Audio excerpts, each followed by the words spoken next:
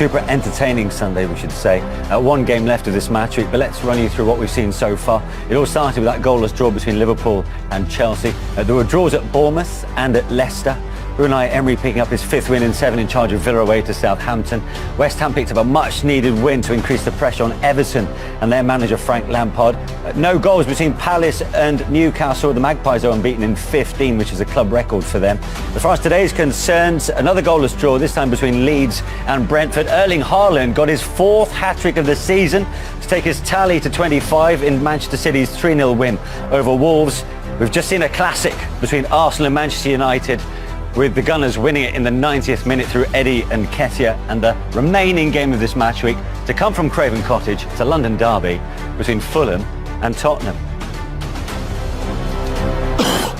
So Arsenal restore their 5-point advantage at the top of the table with a game in hand. They're on 50 points from 19 games. As I mentioned earlier, they're at the halfway stage, so on course to make it 100 points, which is a Premier League record. There's still plenty of football to be played between now and the end of the season. Manchester City is second, then it's Newcastle who are third on goal difference on 39 points, ahead of Manchester United. Then there's a 6-point gap to Tottenham, and then you've got Brighton just outside the top 5, with Fulham 7th, Liverpool and Chelsea, just look at them, ending this match week 10 points shy of the top 4. At the other end, Southampton are joined in the relegation zone by Everton and Bournemouth. Wolves are above the relegation zone on goal difference. West Ham are a point clear, as are Leeds and Leicester, followed by Forest, Palace and Villa. We've been treated to another classic then at the Emirates Stadium between Arsenal and Manchester United. After a 1-1 scoreline at half-time, it was up. A tremendous win. Do those celebrations at the end suggest that you know that could be a really significant win as well? Yeah, definitely. You can see how much it means to everyone. You know, they're the only team that's beat us this season, so we really wanted to win today in front of our fans, and yeah, we know how big this win is for us, so that's how you can see we're so happy. Eddie, was that desire shown in the pressure you put them under, particularly in the last 20? Yeah, I think you could see how much we wanted to win, how bad we wanted it for ourselves, for our fans. So yeah, we kept pushing and pushing, and thankfully we got the breakthrough. But Carl, you show some character today as well. That's the earliest you've gone behind in the Premier League this season. Yeah, definitely. It wasn't easy, I think it definitely wasn't our best start to a game. But yeah, we showed a lot of character, so I'm happy with how we responded, and yeah, we got the win in the end. And how happy are you, having accepted the challenge pre-match, to join that elite group of gentlemen, Freddie Ljungberg and Thierry Henry, to score 3 consecutive times against Manchester United? Yes, I'm happy I accepted the challenge. Hello Freddie, hello Thierry. So yeah, I'm happy. It was a beautiful goal, but how close were you to getting 2 today? Oh yeah, I was so close, but I'm just happy, that I got that first one, and yeah, it gave me confidence to keep shooting. I think I had a lot of shots today, so yeah, next time hopefully another one will go in. Eddie, you're already off the mark, but then you had a couple of half chances. Was it a case of just keep knocking on the door for you?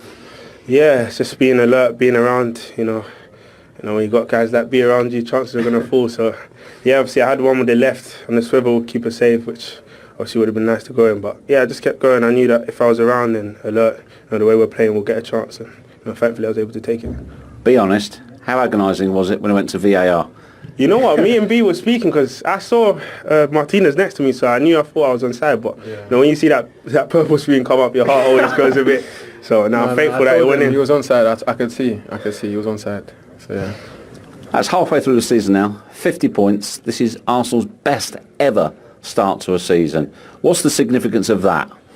Yeah, that's really significant, and it's definitely something we can be proud of. But we have to stay humble at the same time, because we have, like you said, it's only halfway of the season. Things can change very quickly, but the way we're playing now, if we continue like that, we'll be in a good place at the end of the season. So we just have to keep it up.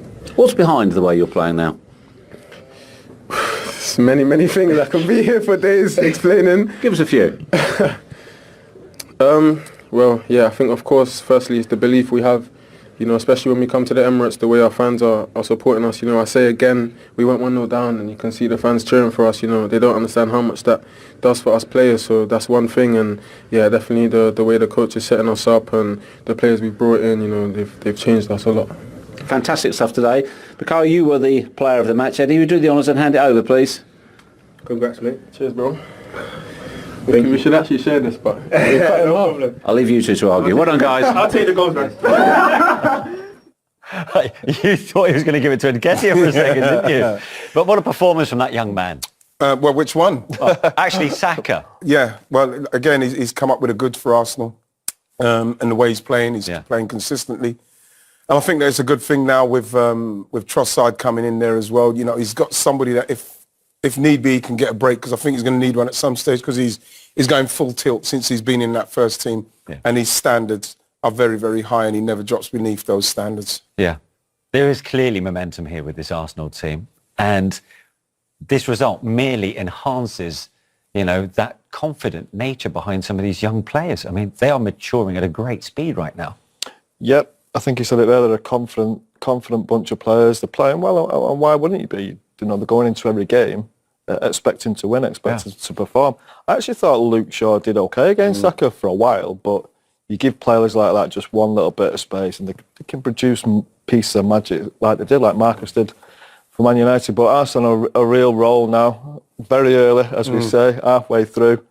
Manchester City, I think, will have something to say to it, but Arsenal can't do much more than they're doing now. It was that approach in the last 20 minutes that stood out particularly, Ian.